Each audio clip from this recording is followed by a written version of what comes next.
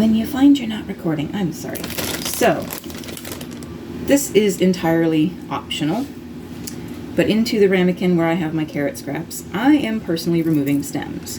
By the way, fold it in half, cut across, boom, no stem. You don't have to do this if you don't care about stems in your spinach. You can just plop them on the plate or leave them in the bag.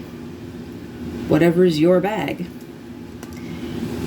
If you don't care, and you don't want to be doing this while the pan's heating up, you can sit down. That's the great thing. Whether you have a stool in the kitchen or you sit in a room nearby, unless you're prone to forgetting, then I can see why you would sit in here.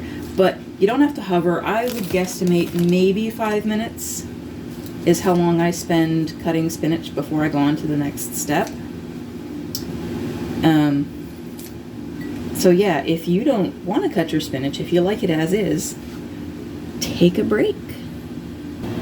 If you do want to fuss, just a little bit, when the butter starts to melt, you can kind of move it around a little so that the butter is evenly distributed-ish under the hash.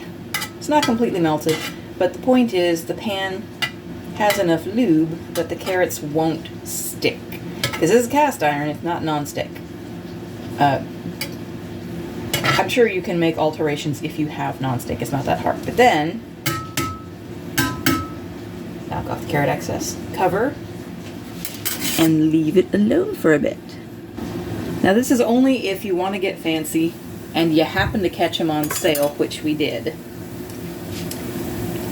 Take an avocado, not where the sticker is, and cut all the way around, being gentle. You don't want to cut through the pit. I don't know if these could, but just in case,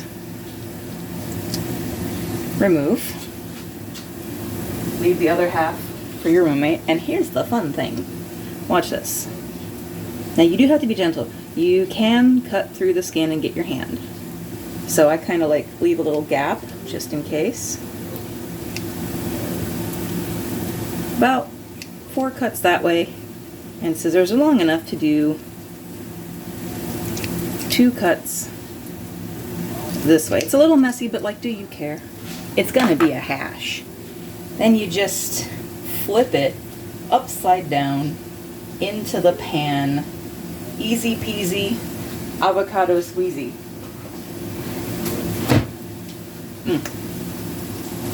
Now I didn't get all the way through, but the thing is, avocado is pretty soft, so anywhere that I missed, I can just take the spatula. You could probably do it with a plastic spatula as well, and just kind of break it up. Honestly, you could probably just turn the avocado inside out in the pan and then cut it up with the spatula. And because it's avocado, it doesn't really matter when you put this in, so don't stress if you have avocado and you remember at the very end. You could plop it right on top of the scramble. It's fine. All right. It looks like we're getting close to the next step. So I'm making a little bit, sorry, that was loud, a little bit of a wall. Because again, I'm going to grab my fork, get me a little butter in that open spot. Right there. Grease it up nice and good. That's a little too much, so I'm going to plop that in here in the hash. Come on. A little bit too much. That's okay. Spinach. Plop that in there. Get it a little wet, just enough to like coat it in butter, and then flop that over here. Just to the side, because we need room. Now, you don't have to do this. You could crack them right in the pan, but I like to reuse the ramekin from the food scraps for my eggs, because then I can make sure to catch any shells. Now, I personally prefer my eggs popped. This is a step you don't have to do. Oh, gracious. I shouldn't do that so much on camera, but that's how I get the bits out. That's why we tend to prefer, like, the slotted one. Sorry about the microwave, but it is time to flip. Oh, I'm a little early. Oops. That's okay. So you do have time to make tea before the eggs are ready to flip. If you like yours a little runny, that's fine. But you also, by the way, can sit again while the eggs are on the first side. So if you have a stool in the kitchen, you could, well, honestly, you could almost sit for all of this, but you can sit down while the eggs are cooking on the first side. Oh, there's my tea. Now, this is very forgiving. Unlike a scramble, if you notice that your veg is getting a little overdone, you can plate the veg while the eggs are cooking, because the eggs aren't going to take a ton more time. Oh, look at that buttery sheen. I'm not Paula Deen, but I do like butter for my breakfast. I'll use olive oil for meat, or avocado oil. Wow, I might have made too much. I got a little, oh, that's, gonna have to poop to try not to make a mess. I saved that little carrot shred. The spinach does tend to fuse to the pan, so you want to try to keep that on the top. Then I think my eggs are probably, oh, let me move the plate for a sec. Oh, that feels like a done egg to me. Do a quick check. Yep, that's fine. And that's fine. Oh, hey, I got a little sausage in that one you can't really see. And then you plop that on there. Got a little sausage in there.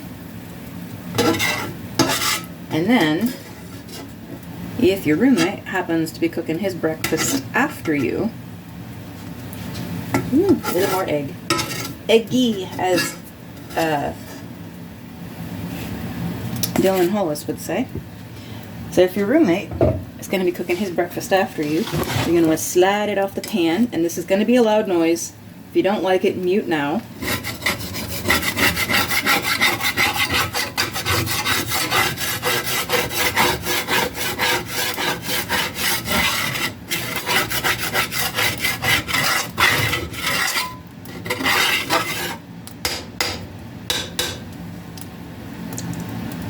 It's safe to turn your sound on now. Now, if you were wondering about that lamb broth that I have on my Twitter, all the little bits that I just scraped up, all I did was take about a cup of water and dump it in the meat bits. Well, it was meat and broccoli bits that I had in the pan, swirled it around and poured it into a cup, and then you have broth of whatever meat you've cooked. That's it. That's breakfast, man. That is my easy peasy lemon squeezy. Well, there's no lemon. There isn't any seasoning either. You don't need it.